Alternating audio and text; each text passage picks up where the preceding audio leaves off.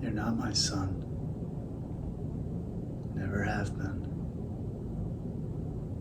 You're an orphan. You understand that word? I should have seen this coming. I should have known underneath all this, all these years, you've been building your hate for me piece by piece.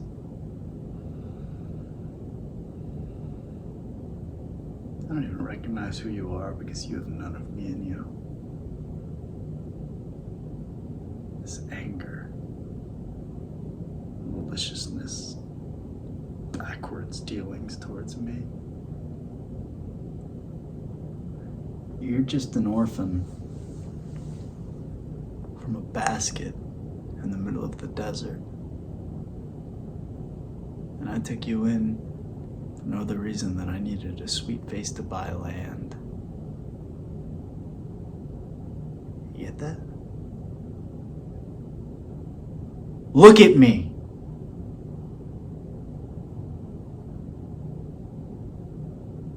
You're lower than a bastard. You have none of me in you. You're just an orphan from a basket in the middle of the desert. Bastard in a basket.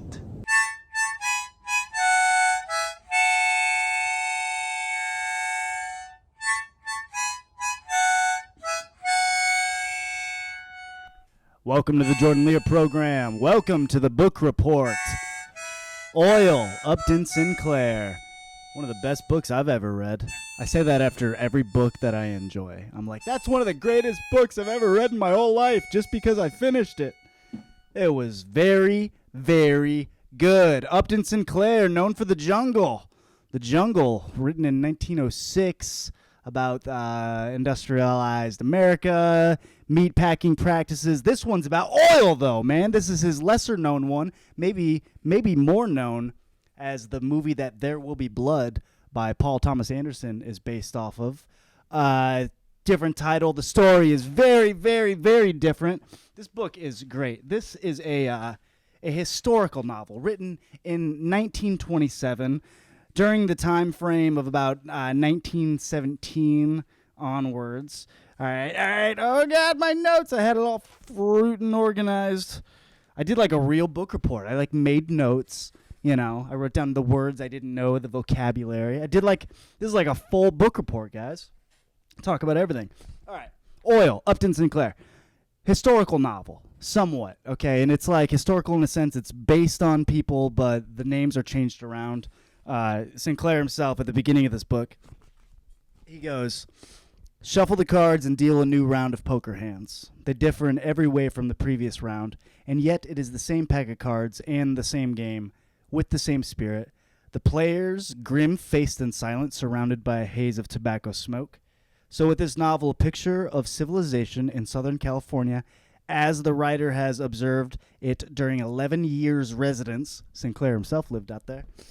The picture is the truth, and the great mass of detail actually exists, but the cards have been shuffled. Names, places, dates, details of character, episodes, everything has been dealt over again. He mixed all the shit up, mixed all the names, and that's, honestly, that's my favorite type of historical, novel way to approach it, because you want it to be entertaining, you gotta change some stuff around, you don't want to piss people off too much about what you said about their life, and you're not going to know it all, so it's never going to be totally accurate anyways, because everyone's a fucking liar.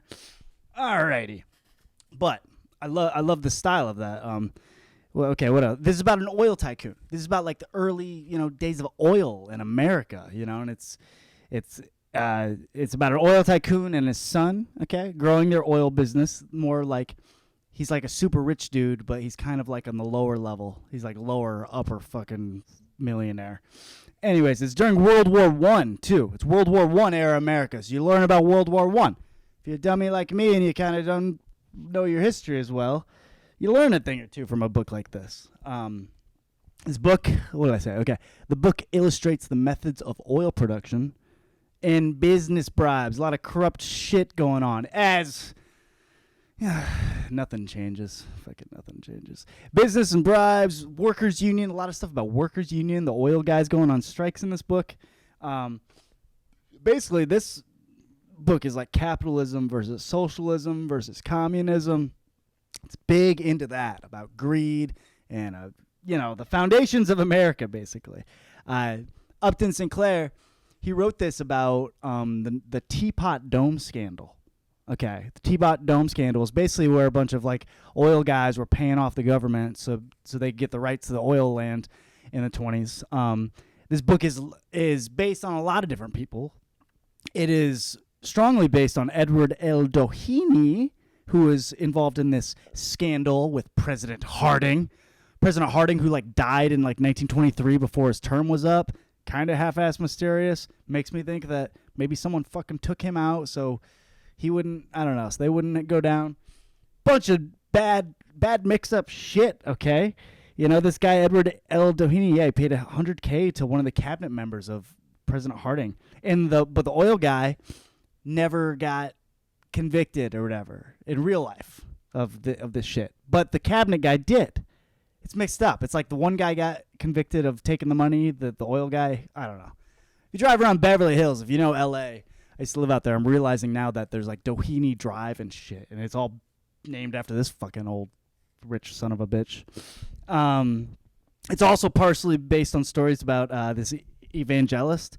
I always want to say evangelist. Is evangelist Amy Semple McPherson, who, if you watch the movie Paul Dano, he plays like a church guy. It's kind of based on this evangelist character that kind of faked her death and shit, and maybe faked her death allegedly. I don't know. Anyways, I thought it was great. Number one, I just like thumbs up all the way around. I feel cool. I feel smarter after I read a book like this. Expanded the vocab, expand my knowledge about like politics, even though I'm not that into it, but you're nice to know it, and the real it like tells you like the real shit about them digging down and finding oil and hiring a geologist. Is that what it is? Yeah, geologist and a chemist, and what like it really is like having a business. And I realized, number one, how smart fucking people are back then. Like, it's kind of insane. They're like doing He's got a guy that just does equations on chemistry formulas to try and make sure he's doing the right shit with his refineries, and there's all sorts of shit, man. And the book's great. Okay, how should I go about this? I'm gonna start with like the story in my like note format and go through what the story of the book is. Okay, and then later I'm gonna talk about the author and the differences between the movie and a little vocab. So strap on. Hey, if you made it this far, thanks to the millions and millions of loyal subscribers. No thanks to The Rock not coming out at the Royal Rumble, but thanks for everyone just making this a millionaire subscriber type show. You're part of the Metapunk underground. That's what I think it is. Okay, I resisted the internet for a while, and I felt I wasn't mainstream enough for this SHIT, but I think there's a punk underground of the internet still waiting to reemerge, and I think we are all going to learn together, and I think you're going to think I'm cool and keep liking and subscribing and wiggity watching. All right, oils, Upton Sinclair. Here's how it starts, man. It starts with J.A. Ross and his son Bunny. The story is told from like a third-person point of view, but it's mainly it follows those two, but mainly the son even as he grows up. And, it's about this independent, wealthy oil businessman in like old school 1917 California. It makes a point at the beginning of the book to talk about automobiles and like paved roads and how that was such like a new thing, and talks about speed limits and getting pulled over and greasing the officers to get out of tickets, and just how crazy the paved roads, meant civilization. And oil's discovered. So oil's discovered out there. All the oil companies lose their shit, and they move out. They take their business out there to try and buy land from all these poor people. That's basically the gist of it. Nothing changes. And it talks about that because like everyone on a plot of land, like they're arguing with each other because some people think that they're owed more of the oil money because they own more of the land, and the oil guys are like, yo, you guys just should cut a quick deal no matter what, so you can hurry up and start getting some money, so we don't fucking mess around. And just different competing oil companies, and you see the levels, how some of them are able to get drilling right away, and some of them buy a land and they suck at drilling and they never get anything out of it. It's fucking hard. It ain't easy, man. It ain't just like, oh, drill a hole and it's shooting up. It's like there's a whole process to this shit. Okay, so then our protagonist, Bunny, he meets an interesting older kid one night named Paul, some poor kid that's from like the place where they're trying to buy land. And he just thinks Paul is fucking interesting because Paul's poor and Paul's like looking for food, and he doesn't even want money from Bunny. Bunny like offers him money, and he's like, nah, I don't want money. I need some food or some shit. And he tells him about where he's from, and Bunny just kind of gets infatuated and wants to like take his dad out there because he's telling his dad, he's like, yo, this kid says there might be oil about like where his folks live. We should go there. But really, he wants a friend. He just thinks this dude is cool, likes the way he looks at life. He's like a Tom Sawyer type character. He's like, I want to go fucking hang out with Paul. Okay, so he convinces old Paulie, or the Bunny convinces his dad to go, where the fuck am I now? Bunny convinces his dad to go camping out there. Let's go on a little trip to get away, and let's go scope out this land and see if it's the shit, and let's buy it, So they go out there, and they decide to buy it because they find oil. He's like, all right, kid, you're fucking right. Let's do it. And basically, the kid Paul, though, like sort of runs off, though. He's like off and about. He doesn't even like his own family, This family is like a really religious family. And they've got another son, Eli, that like wants to be a preacher one day. The same guy that's portrayed by Paul Dano in this, very little different in the book, though. So what happens? Okay, so they set up shop, and they're fucking drilling oil, and they're getting it going. And basically, as it plays out, as they hire the workers, and there's just, but Bunny just sees that it's a little fucked up. How like the rich guys get all the fucking money, and all these poor people have to live their lives, and they've got shitty lives, and it's all about how Bunny is like an idealist. He wants fair wages and hours and living environment for the workers, and it's not like the dad like disagrees with him. The dad in this book, he's not like some evil dude. Like he does sort of evil things. He bribes people, and he basically does it because it's the way it has to be done. Like there's some strikes with the workers, and the dad honestly sympathizes with them, and he tells the kid, though, he's like, yo, I can't pick their side, though, because if I do that, all the other dudes in their companies, they're all going to turn against me. And all the politicians, they're all going to turn against me, too. So I'm kind of fucked. You know what I mean? And you talking about it at all kind of fucks the whole thing up because everyone's looking at us fucking weird. It is, it's very complicated. It's just real. It's shows a realistic like human element of that. I need to get a fucking table for this podcast. Keep pitching in $1 on the Patreon if you can. I need to get a little circular thing right here. That's what I'll do with it. I won't smoke all that up. All right. So we get this divide, and this to me becomes what the whole book really is about. It's about them developing the business and the son just seeing that it's fucked up and trying to see that like the whole society is kind of fucked up and it's sort of corrupt and greedy. And he doesn't like him and his dad they butt heads, but not in a terrible way. It's not like it's him versus him. It's more like the system versus the system. And World War I breaks out. Okay, and they're fighting like Russia and Germany, and Russia's got these Bolsheviks, they call it. It's like their communist party, their socialist party. I'm going to get to that. Anyways, it's kind of the whole thing the whole world is fighting about too, And once World War I starts, fucking oil companies start getting paid out, man. And that's what that real teapot scandal is that this whole book is based off of, that occurs. They start greasing the politicians' wheels and shit. Okay. Yeah, dad keeps bribing people. Bunny's like, this is fucked up. Bunny starts getting onto the idea of premarital sex, okay? That's like a whole chapter about that in this book. So he starts dating the girls, and of course they all fucking want Bunny because he's young oil prince, and he's got the moolah. Nothing fucking changes. And some of these chicks want to bang right away, and he's like, whoa, I thought this was sacred. And they're like, nah, just give me that dick. And it freaks him out, and it's like a whole thing. Okay. Paul's brother Eli's back there. This fucking guy, basically.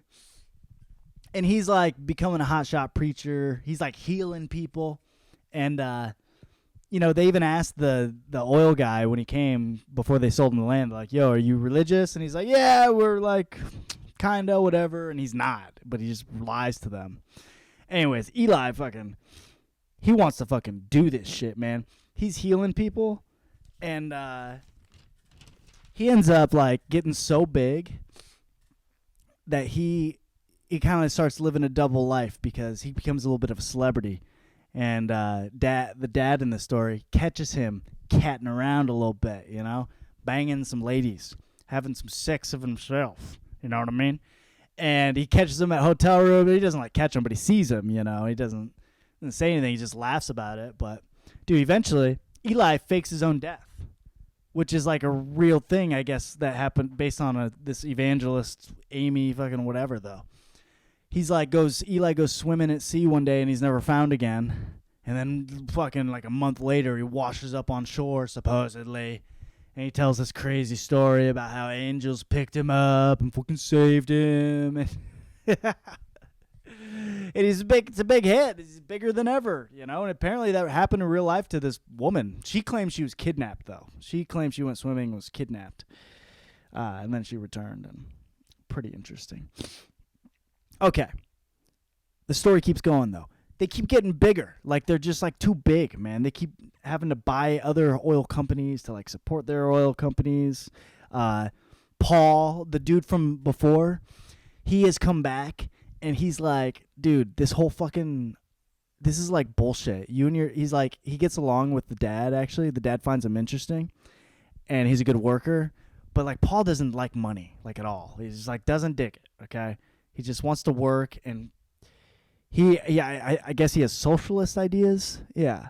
And Bunny just digs him. And he gets along with Paul a lot. But ultimately, Paul's like, yo, Bunny, you're some rich kid. You don't get it. I know you like want to like the ideas I like, but you're never gonna fucking get it. And your dad is a nice guy, but his practices are bad and evil, and capitalism's bullshit. And I'm gonna fight this to the day I fucking die. And we're never gonna be friends. And Bunny just wants to be his friend, and Paul's like, I don't know. Paul's a nice guy, but they have it out. Then Paul also goes to the war. Okay, so Paul's in World War fucking I. He's in Russia. He comes back and he's like, yo, that communism, socialism they got going over there, it's not too bad. I think it's the fucking way it should be. I think we're the enemies. Very conflicting with old Bunny Boy and Pa's ideas. Not conflicting with Bunny's, but cause conflict. Okay. Then what? The front door happens. Paul comes home. Yeah, he says that USA is lying. Bunny gets super into communism and politics at fucking college. He gets all activism boy. All his friends are getting locked up. He's got to bail them out. All the other oil guys are like, hey, what the fuck's with your kid, Mr. Socialism, Communism fucking guy? Whatever.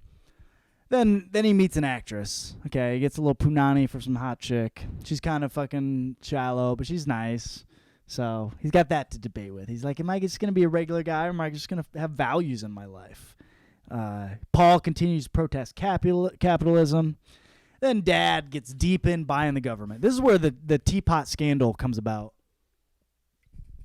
The son advises him. He's like, yo, don't fucking bribe anyone. Quit you're spending like $1 million to try and bribe the president. What the fuck? It's too much. They get in so deep. The dad does regret it, but his business partner basically makes him do it. And then the scandal comes, okay? And they get like subpoenaed. The dad gets like, the Supreme Court is like, hey, what the fuck's with this bribery? So dad and his son, they go flee to Europe for like a year. They just go hide out. They're like, no, fuck you. We're not answering the call. And they just like hide out to avoid all this shit, which I think that's like the way it went down too, because he got out of it, you know. So they do that. And then it all just kind of fizzles out. And they kind of like, they sort of lost a ton of money, but he get away with it, okay? Bunny goes back to the U.S. He tries to be like, rah, rah, rah, fucking socialism. Dad gets married to some like weird bitch that's into astrology. She takes all of his money and he dies. Leaves like hardly any for Bunny, even though he doesn't like money. He's like, well, fuck. Most of it taken away. Tries to spend most of it. He's trying to set up like a commune. He's trying to set up like different communities with socialist principles. It's kind of fucking weird. He's like having meetings with people. They're like, how should our society run? They're trying to like set up little fucking camps and shit. That's how he spends the rest of his fucking life. And then Paul, who's been fighting and protesting for strikes and unions and everything, some police officer kills him as he's protesting one day, hits him in the head, and after about a week or so, he fucking dies. Super fucking sad. Bad guy goes down, fighting the big guy his whole fucking life. Bunny's torn up about it.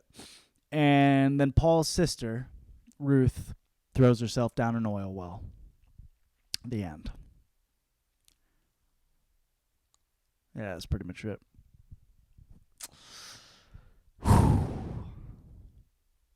Hope that made sense, but that's the way it went down. Yeah, Ruth throws herself down the well. Most oil wells don't profit. Most that they should have. Capitalism and religion. What'd you guys think? I think money and greed is bad in the end. It's not good for you. It's bad for you. It's not good. It's a great book. Highly entertaining.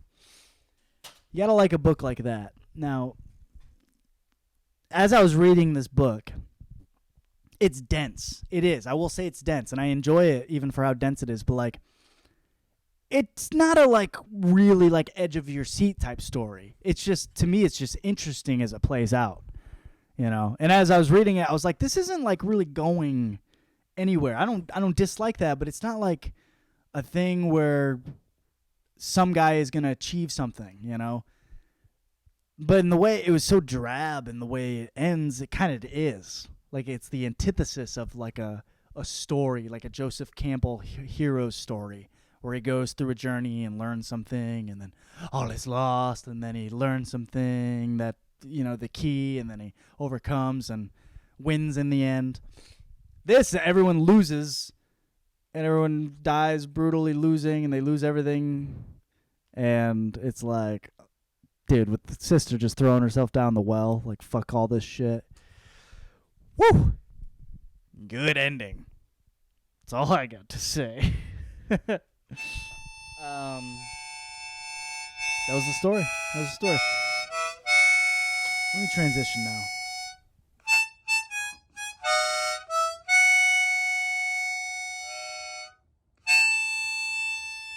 Now, every time I read a book, I read a play, watch a movie, whatever, you know, I think it's important to research the author. I think you learn a lot about what was trying to be said if you read about the author and their life, you know, and you kind of like can. I think if you read something that somebody wrote, you can understand. I'm not making any fucking sense. I shouldn't have took that hit before I started this. I think you can learn a lot about art and the artist, and both. It's not making any fucking sense. He was a muckraker, okay? Muckraker, they like writing and exposing shit, you know, through your writing, exposing like corrupt practices. That's what this whole shit was, man. That's was his shit through and through. Bunny is basically him. It's so much him, you know, gripping with his, you know, the capitalism. Do I want that dollar, or do I want to feel good in my heart at the end of the day? Upton Sinclair. He was born in 1878. His dad was an alcoholic. His mom was like strict as fuck. Didn't even like alcohol, didn't like anything. He won the Pulitzer Prize in 1943, one of them fancy writing awards. He wrote The Jungle, which changed laws itself, like the year after it was released. He also wrote The Brass Check, which was his other well-known work. It was a yellow journalism expose. Very outspoken socialist. What did I say? He was born in Maryland. He came from wealth. He wasn't some poor kid. Not super rich, because it's so long ago that's like everyone's kind of poor. He stopped talking to his mom at age 16 for 35 years. That's kind of in the book, too. I forgot to cover that. He practiced abstinence. I know his first wife, like, he only wanted to have sex whenever they conceived a child. It's fucking weird, man. And he had affairs. So he's just like a liar, I guess, because he got remarried and was fucking around and, you know, all sorts of shit going down. What else about Sinclair? Okay, so get this. He considered himself a poet at first, and he went undercover at meatpacking plants to research the jungle, and the jungle's dope. I haven't read it. I got to read it next, but I guess it's the shit. I like that he went undercover to like read the shit though, or to research it. After he fucking made all that money for the jungle, he tried starting a utopian society himself, just like Bunny tries to in this oil book the whole time. Yeah, he founded a called the Helicon Home Company in Englewood, New Jersey. There's around like 46 adults, 15 children, and it mysteriously burns down like in 1907. And I guess it was weird. It was non-Jewish white only. No blacks, no Jews allowed. Just fucking neo-Nazi type shit, really. Weird as shit. Didn't work out. That's weird, man. I mean, I'm fed up with the way the world works too, but no part of me wants to grab everyone and put them in a circle and be like, live like this. I just want to just don't want anyone to hassle each other, if possible. I don't know. I read he was interested in telepathy and the occult. Yeah, of course. Friends with Charlie Chaplin. He ran for governor of California. He did in like 1934 or something. Ran as a Democrat. He had this famous quote. "It is difficult to get a man to understand something when his salary depends on him not understanding it." That's good, man. I mean, the whole cult thing is really weird, but that fucking is a real stab to capitalism. You know, that's a way to... Like all things, as I always say, if the fucking big corps want to hire me and offer me a Pepsi commercial, I'll take this podcast down in a heartbeat. Definitely. Anything else on Upton Sinclair I wanted to say? Oh, yeah, he didn't like to F, but he still had an affair. That's so fucking weird. That's fucking odd, bro.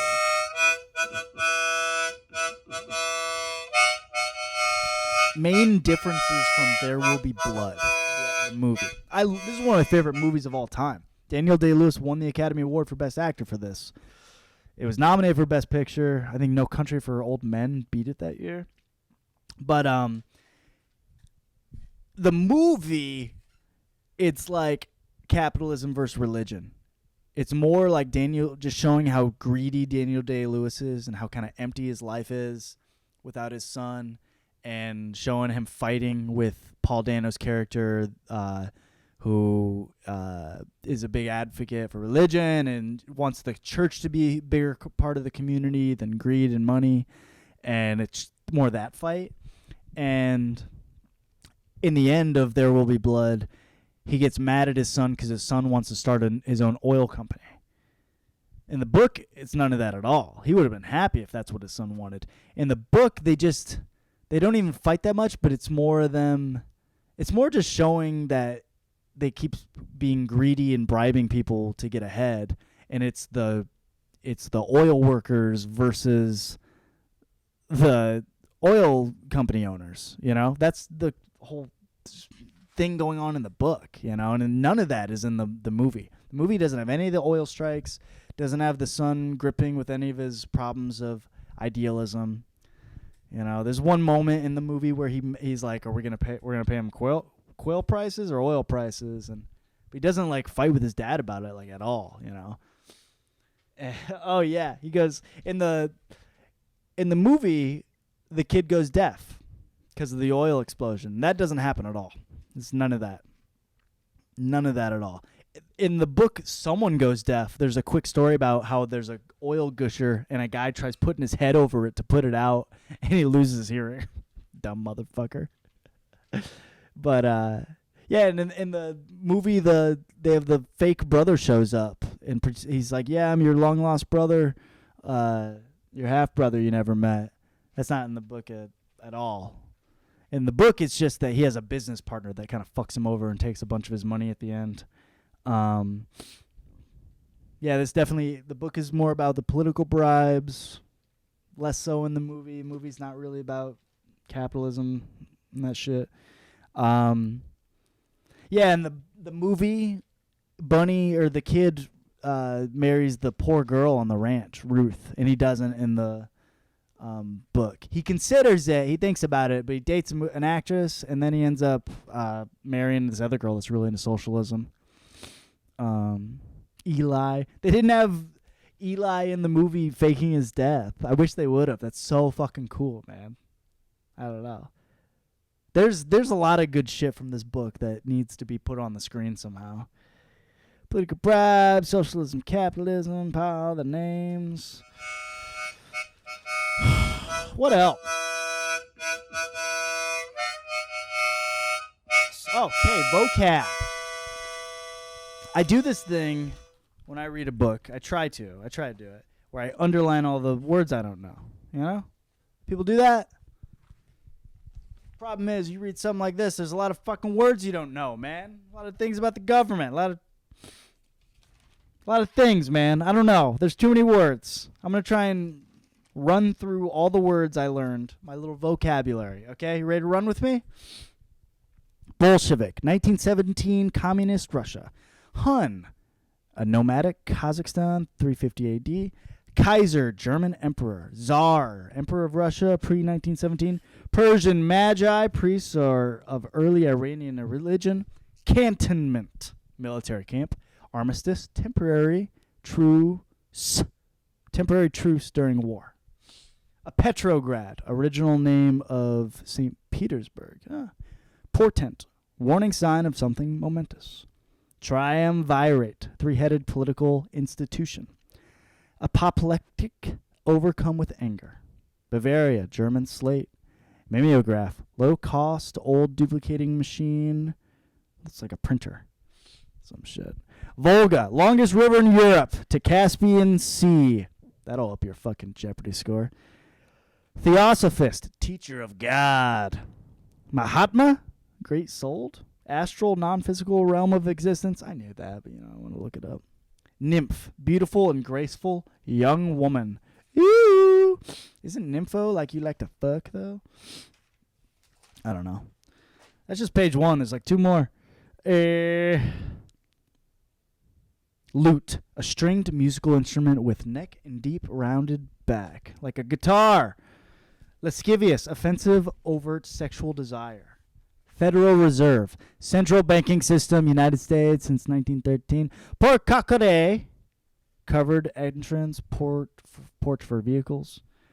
Aurochs, extinct wild ox of Europe. A gnu, a wildebeest, an antelope. A transept, area of cross-shaped church. Roistering, enjoy yourself in a noisy and energetic way. Pious, devoutly religious. Oh, fucking words. Crenolations, battlement of a castle. Machicolations, vault of a gate in a medieval fortification. Azure, bright blue color. Ooh, I like that in azure. Blase, unimpressed or indifferent. That's what someone is. You're all blase to this vocab section. I am too. I don't know if I'm going to keep doing this. Scythian, Iranian nomadic person. Sybarite, self-indulgent for sensuous luxury. Lithe, thin, supple, and graceful. Sinewy, lean and muscular. Phocidae, earless seal. I'm not saying half this shit right, I'm sure. Loreley's, Germanic river spirit goddess. Pugilist, boxer, wanting to fight or hit. I remember that in Young Guns when Charlie's like, I'm a pugilist. He wants to box that guy. Ascetic, severe discipline. Habeas corpus, writ requiring person to be brought before judge. My social studies is off. Injunction, judicial order restraining action. Cajoling, persuade by coax or flattery. Klieg's, bright lamp used for motion pictures. Oh yeah, motion picture. Jesus, whole nother fucking page. Gregarious, fond of company, sociable. Epoch, event that begins new period. Jute mill, factory for processing jute or fiber. Magnate, wealthy and influential person. Geniality, friendly and cheerful. Hokum, nonsense, trite. Paramour, mistress, affair, cheating. Koski, girl. Obdurate, stubbornly refusing to change opinion or action. Pachyderm, large mammal with thick skin, rhino hippo. Fastidious, attentive and detailed. Scion, young person of notable family. Unheeded, heard but disregarded bourgeon. Vilia, ornamental vines, bushes and tree. Buttressing, increased strength. Proletarian, working class people. That's one to remember. Proletarian. Respect the proletariat. Yipsel, Young People's Socialist League. Tarrying, stay longer than intended. Mountebank, person who deceives others. Armament, military equipment. Asceticism, severe self-discipline. Cipher, secret writing and code. William Morris, 1834 to 1896, British textiles. Bourgeois, business people, rich. Coloratura, elaborate vocal melody. Beguile, to charm. Plutocracy, governed by the wealthy. Ataxia, without coordination. Spastic paraplegia, stiffness, weakness, leg muscles. Satyr, lustful, drunken man with goat's ears and tail and horns. Holy shiza. What was the point of that? Who cares?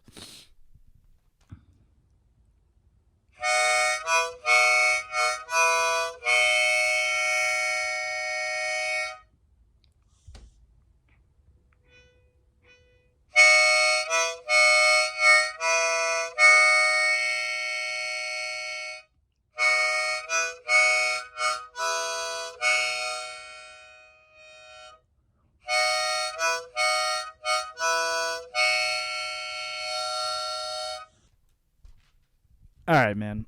Here's my summary.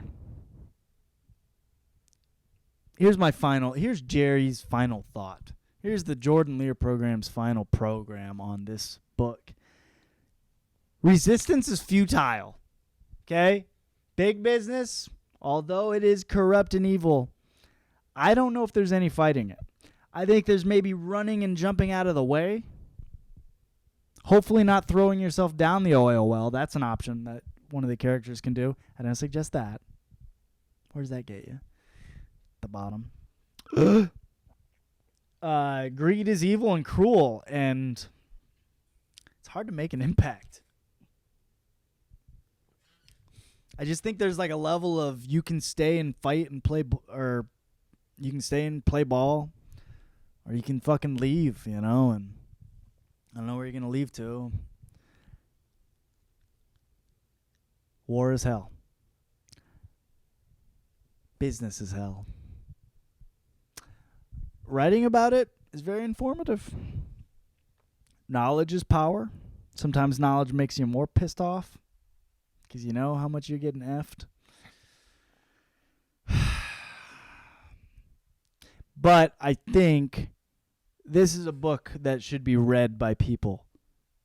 I don't know what to do with this exactly, but I think it's important to know. I think if you read this, you don't have to watch CNN and get pissed off.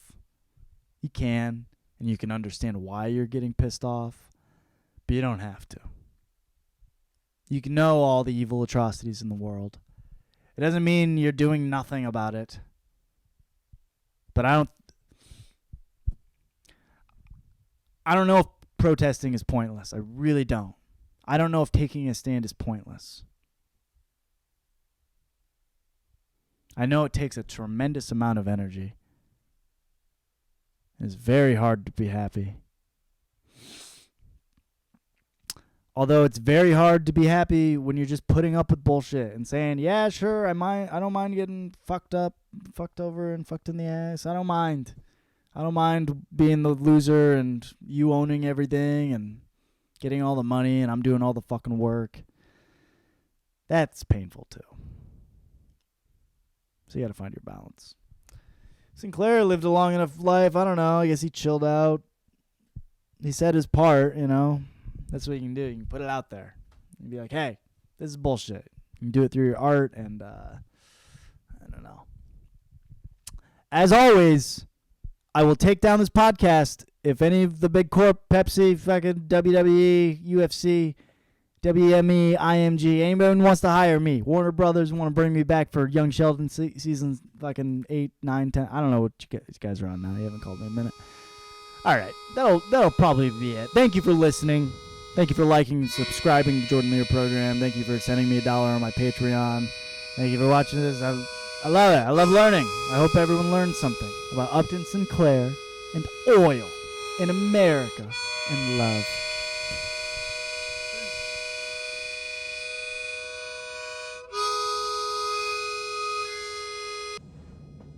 Here it is. Say you have a milkshake and I have a milkshake. Okay. And I have a straw. Here it is. See the straw? And it reaches across the room. And it starts to drink up your milkshake.